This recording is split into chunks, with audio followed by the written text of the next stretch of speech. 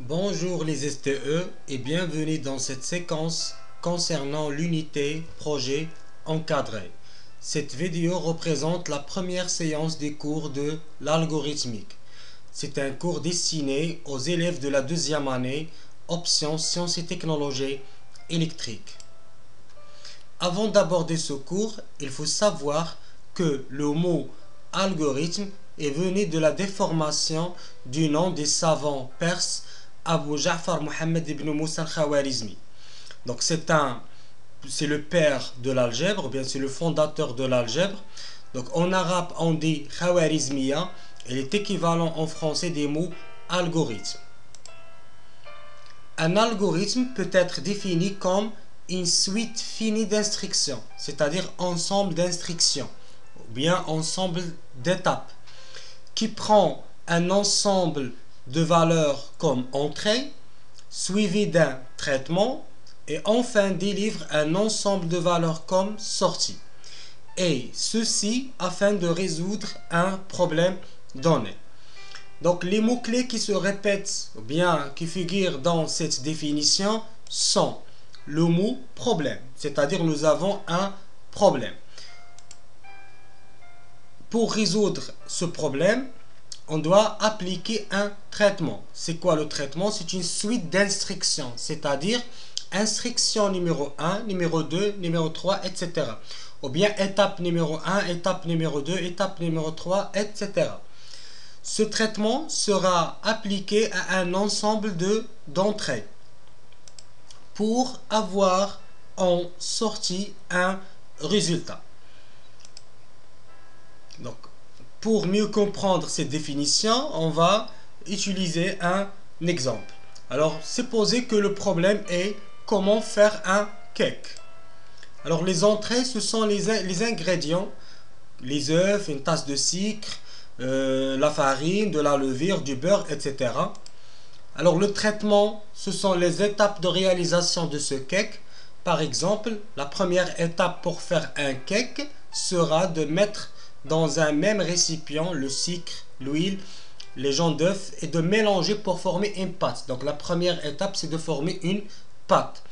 La deuxième instruction, lorsque le mélange est homogène, ajouter de la tasse de lait et continuer à remuer, etc. Donc le traitement représente l'ensemble des étapes ou bien l'ensemble des instructions de réalisation de ce cake. La sortie, c'est le résultat. Alors comme vous voyez ici, nous avons un cake. Donc pour résumer, donc un algorithme permet de résoudre un problème. Comment ça? Donc on va appliquer un traitement, c'est-à-dire une suite d'instructions sur un ensemble de données d'entrée pour avoir en sortie un résultat. Prenons le deuxième exemple. Il s'agit ici de résoudre une équation du second degré. Donc c'est un exemple mathématique. Donc l'équation de second degré sous la forme ax carré plus bx plus c égale 0. Donc les entrées, ce sont la valeur de a, la valeur de b, la valeur de c. Donc c'est ce qu'on appelle les variables d'entrée. Les variables d'entrée sont a et b et c. Alors la première étape ou bien la première instruction, c'est le calcul du discriminant, c'est-à-dire delta, qui est égal b au carré moins 4ac.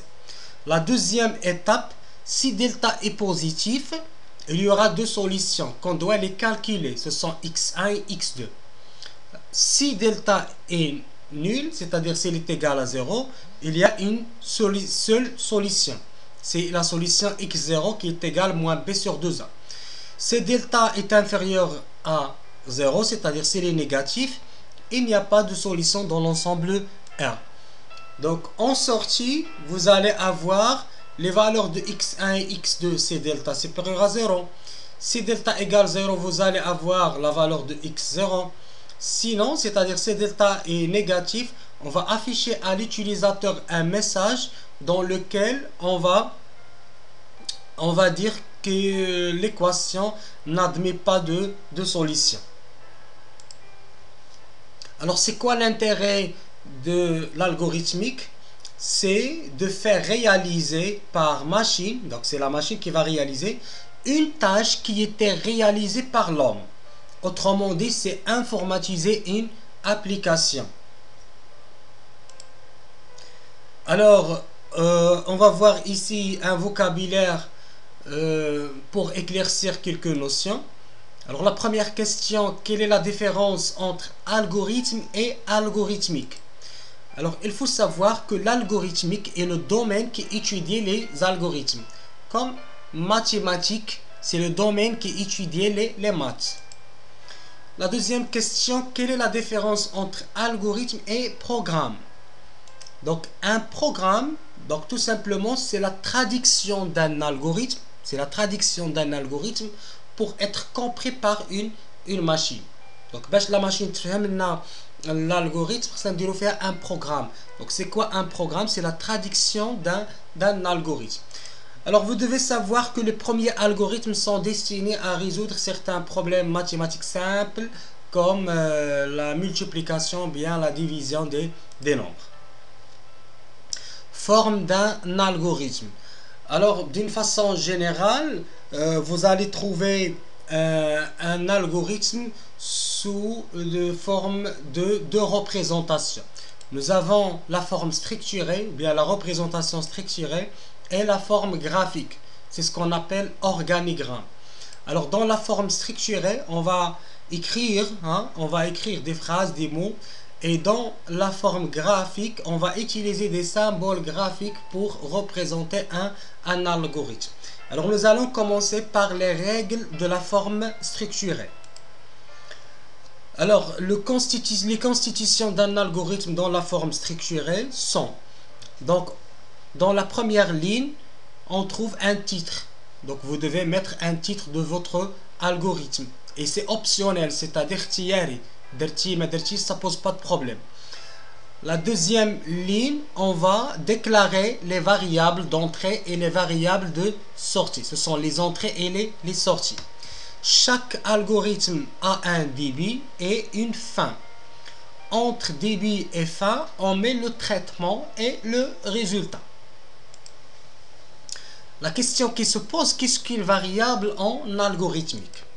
Alors, l'ordinateur ou la calculatrice qui effectue un algorithme doit stocker les données entrées par l'utilisateur et les résultats de ce calcul dans un endroit de sa mémoire. Par exemple, vous voulez faire dans votre machine calculatrice 4 plus 5, ce qui donne 9. Alors 4 plus 5, ce sont les données entrées par l'utilisateur.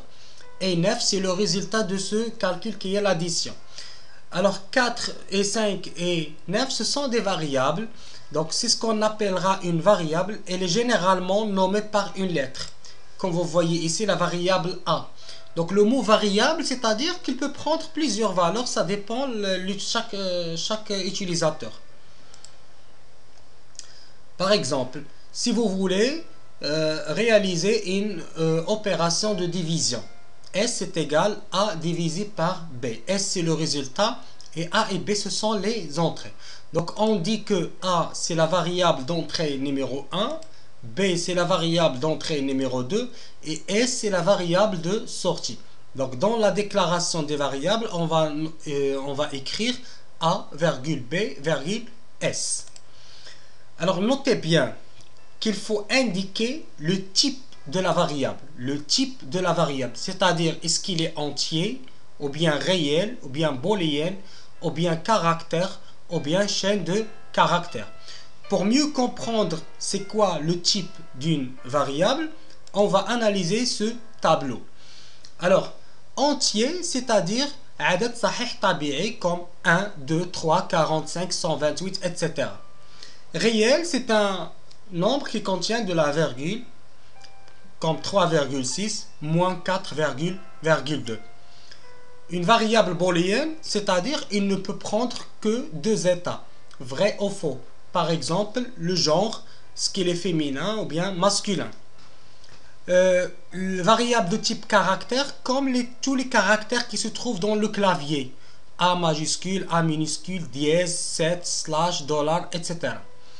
une chaîne de caractères, c'est-à-dire un ensemble de caractères. Comme bonjour, il est constitué d'un ensemble de caractères. B-O-N-G-O-U-R. Donc, une chaîne de caractères. Pour mieux saisir la notion du type des variables, on va travailler sur un exemple.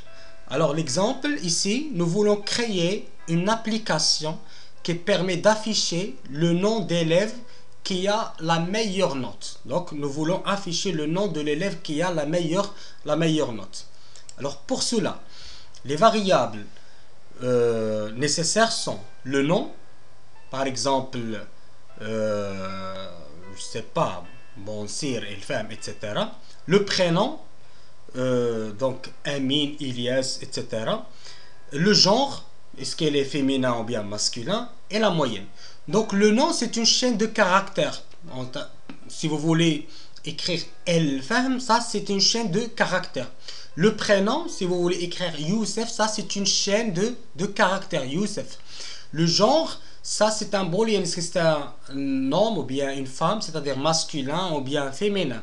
Donc le genre, il ne peut prendre que deux valeurs. Donc le genre, c'est une variable booléenne. C'est une variable booléenne. La moyenne, ça c'est un réel, par exemple 17,25, 19, 18, etc. Donc, lors de l'élaboration d'un algorithme, vous allez utiliser deux instructions. L'instruction écrire et l'instruction lire. L'instruction écrire, c'est-à-dire afficher. L'ordre écrire permet d'afficher un message à l'utilisateur. Donc on va afficher un message à l'utilisateur. Qui va afficher ce message? C'est l'algorithme. La syntaxe, donc lorsqu'on je dis syntaxe, il y a كيفاش كتكتب هاد l'instruction. Alors pour écrire l'instruction écrire ou bien afficher, on écrit le mot écrire entre parenthèses et on met deux guillemets, les guillemets. Et on va écrire ici le message désiré. Par exemple, écrire bonjour. Dans l'écran de l'utilisateur, on va avoir le mot bonjour. La deuxième syntaxe, on met écrire, toujours entre parenthèses. Entre les guillemets, on met un message. Virgule, nous pouvons mettre ici une expression ou bien une instruction ou bien un traitement. Par exemple, écrire la somme est. Donc, tout ce qui se trouve entre les deux guillemets, ça c'est un message. Il va être affiché comme il est écrit. Virgule, l'expression c'est A plus B. Alors, supposez que A est égal 5 et B est égal 3. Alors, dans l'écran de l'utilisateur, on va avoir ce message, la somme est 2 points. Voilà, la somme est 2 points. Et la valeur de cette expression A plus B. Alors, si A est égal 5 et B est égal 3, vous aurez 8. Donc, je résume ici. On utilise l'instruction écrire. Donc, on met le mot écrire entre deux parenthèses et deux guillemets le message désiré. Par exemple, écrire bonjour. Dans l'écran de l'utilisateur, on va avoir ce message qui se trouve dans les deux guillemets. Très bien. Ou bien, la deuxième syntaxe, on peut écrire un message et une valeur d'un traitement. Par exemple, la somme est entre parenthèses A plus B, alors comme vous voyez ici. La deuxième instruction, c'est l'instruction lire, c'est-à-dire enregistrer. Alors, qui va lire? C'est toujours l'algorithme. L'ordre lire permet à l'ordinateur d'acquérir des données à partir de l'utilisateur. La syntaxe, on met le mot lire entre parenthèses le nom de la variable. Donc par exemple ici, lire A. Alors écrire et lire, ça pose un problème toujours chez les élèves. Qui va lire et qui va écrire? Alors vous devez savoir que l'utilisateur qui travaille avec un écran noir. Alors vous devez guider l'utilisateur. Vous devez guider l'utilisateur par des messages. C'est-à-dire vous devez communiquer avec l'utilisateur. Alors écrire, c'est la machine qui va écrire un message à l'utilisateur. Lire, c'est la machine qui va lire la valeur tapée par l'utilisateur. Alors pour cela, on va travailler sur le premier exemple. C'est un algorithme d'addition de deux nombres. Alors le titre c'est algorithme d'addition. Les variables sont A, B et S. Donc A et B ce sont les variables d'entrée. S c'est la variable de sortie. Donc j'ai choisi comme type réel. Donc on met le nom des variables, deux points, le type. Chaque algorithme a un début et une fin. Alors on va afficher un message à l'utilisateur dans lequel on va lui demander d'entrer la valeur de A. Donc écrire, ça c'est l'instruction écrire, entrer la valeur de A. On va lire la valeur tapée par l'utilisateur et on va la stocker dans A. Donc ensuite, on va demander à l'utilisateur d'entrer la valeur de B. Et on va lire la valeur tapée par l'utilisateur et on va la stocker dans B. On va réaliser notre traitement. Donc cette flèche, c'est le symbole d'affectation. Ce lit reçoit. Donc on lit S reçoit A plus B. Comme si S est égal à plus B. Ensuite, on va écrire un message, la somme est. Et on va écrire la valeur de S. Donc ces deux dernières lignes. Donc nous avons l'écriture d'un message puisqu'il se trouve entre les guillemets. Donc dans l'écran de l'utilisateur, on va voir la somme est. Et lorsqu'il n'y a pas les guillemets, c'est-à-dire on va écrire la valeur de S. Alors après exécution de cet algorithme, donc la première ligne écrire, ça c'est un message puisqu'il se trouve entre les guillemets. Alors dans l'écran de l'utilisateur, on va avoir le message entrer la valeur de A, 2 points. Supposez que l'utilisateur a introduit la valeur 17. Alors l'algorithme va lire la valeur tapée par l'utilisateur et il va la stocker dans A. Donc maintenant A contient 17. C'est grâce à cette ligne. Lire entre parenthèses A. Donc A contient 17. Alors écrire un deuxième message, c'est entrer la valeur de B. Donc nous aurons un message tel qu'il est écrit ici, entrer la valeur de B, 2 points. L'utilisateur va taper par exemple 3. Donc on va lire la valeur. Donc l'instruction lire permet de lire la valeur tapée par l'utilisateur et la stocker dans B. Maintenant B contient 3. Ensuite on va affecter la somme de A plus B à S. Donc S reçoit A plus B. Donc 17 plus 3 c'est 20. Donc S contient 20. Ensuite on va afficher un message, la somme est. Et ensuite on va afficher la valeur de S qui est 20. Donc lorsqu'il n'y a pas de guillemets, c'est-à-dire écrire valeur, c'est-à-dire afficher valeur, la valeur de S. Voilà l'exécution de cet algorithme d'addition. Fin. Le deuxième exemple, c'est presque le même, mais maintenant il s'agit d'un algorithme de produit de deux nombres. D est égal I fois G. Donc les variables sont D, I, G. D c'est la variable de sortie et I, G ce sont les variables d'entrée. Donc chaque algorithme a un début et une fin. Donc de la même façon, on doit communiquer avec l'utilisateur, on doit le guider à remplir les champs nécessaires. Donc écrire un message, donc le message c'est entrer la valeur de I. Ensuite lire la valeur tapée par l'utilisateur et la stocker dans I. Écrire, entrer la valeur de G, lire la valeur tapée par l'utilisateur et la stocker dans G. Le traitement D reçoit I fois G. Écrire le produit et écrire D. Donc d'après cette ligne, on aura un message entrer la valeur de I. Supposez que l'utilisateur a tapé 10. Donc lire la valeur tapée par l'utilisateur et la stocker dans I. Maintenant I contient 10. Cette ligne, d'après cette ligne, on va avoir dans l'écran de l'utilisateur un message qui est entrer la valeur de G, 2 points. Supposons que l'utilisateur a tapé 3. Donc on va lire la valeur donnée par l'utilisateur et la stocker dans G. Maintenant G contient 3. Alors D reçoit I fois G, c'est-à-dire 3 fois 10 c'est 30. écrire, ça c'est un message. Donc nous aurons un message, le produit est. Et ensuite, on va écrire la valeur de 2D. Fin. Alors nous avons ici un algorithme de la résolution d'une équation du deuxième degré sous forme ax carré plus bx plus c. Alors les variables d'entrée sont a, b, c. Nous avons la variable delta, c'est-à-dire on doit calculer delta qui est égal b au carré, c'est-à-dire b fois b moins 4 fois ac. Variable x0, ça c'est la seule solution, c'est delta égale 0. Variable x1 et x2 lorsque delta est positif.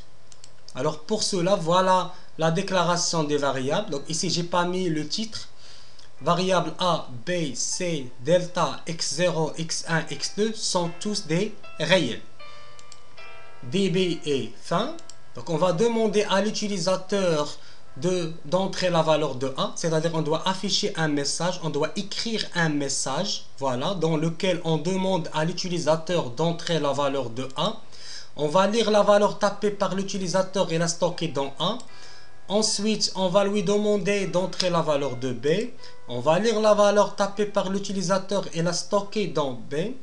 Ensuite, on va lui demander d'entrer la valeur de C. Et on va lire et stocker la valeur tapée par l'utilisateur dans C. Ensuite, on va calculer delta. Donc, delta reçoit B fois B moins 4 fois A fois C. Maintenant, on va tester delta. Si delta, donc la condition, on met la condition entre deux parenthèses. C'est delta inférieur à 0. Alors, comme vous savez, dans le maths, lorsque delta est inférieur à 0, l'équation n'admet pas de solution. Donc, on va afficher un message. À l'utilisateur dans lequel on va lui dire que l'équation n'admet pas de solution dans R. C'est F1. Sinon, c'est-à-dire si cette condition est fausse, c'est-à-dire delta n'est pas inférieur à 0. Il nous reste deux cas. Soit il est égal à 0, soit il est supérieur à 0. On va tester la variable delta s'il est égal à 0. Alors, pour réaliser un test d'égalité, on utilise double symbole d'égalité. Donc, égal, égal. Ça, c'est un test d'égalité. C'est-à-dire si delta égale 0.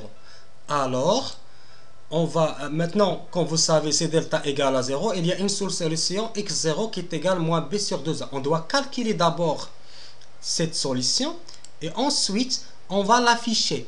Donc, on va afficher un message. L'équation admet une seule solution unique x0. Ce qui est entre les guillemets va être affiché dans l'écran. Mais nous avons ici virgule x0, c'est-à-dire on va afficher la valeur de x0. Sinon, c'est-à-dire si delta n'est pas inférieur à 0, n'est pas égal à 0. C'est-à-dire, il est supérieur à 0. Dans ce cas-là, l'équation a deux solutions qu'on doit les calculer. Ce sont x1 reçoit, c'est-à-dire égal, moins b. Est-ce que RT, ça c'est la racine. Ça c'est signifié racine, squared en anglais. Donc, moins b moins la racine de delta divisé par 2a. Et ici, moins b plus racine de delta divisé par 2a. Écrire, l'équation admet deux solutions. Ça, c'est un message. Et écrire x1 égale, ça c'est un message, virgule, la valeur de x1. x2 égale la valeur de x2. Chaque si a un fin de si. Donc, nous avons ici le fin si pour cette si. Et fin si pour la première si, et ça c'est fin. Alors on va exécuter cet algorithme. Donc la première ligne, entrer la valeur de A. On va supposer que l'utilisateur a tapé 4. Donc lire A, c'est-à-dire A contient 4.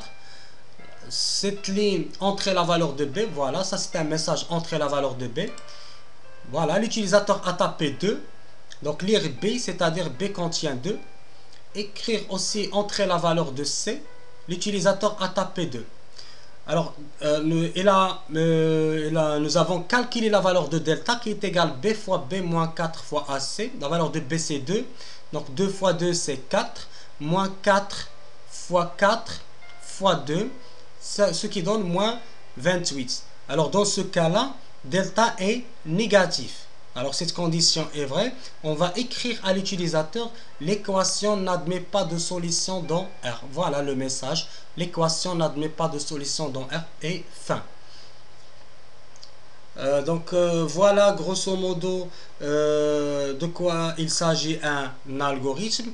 Alors je vais vous envoyer une série d'exercices et dans la vidéo prochaine, Inch'Allah, on va voir les différentes structures d'un algorithme et on va voir aussi la forme graphique qui est l'organigramme. Si vous avez des questions, n'hésitez pas à les poser et merci de votre attention.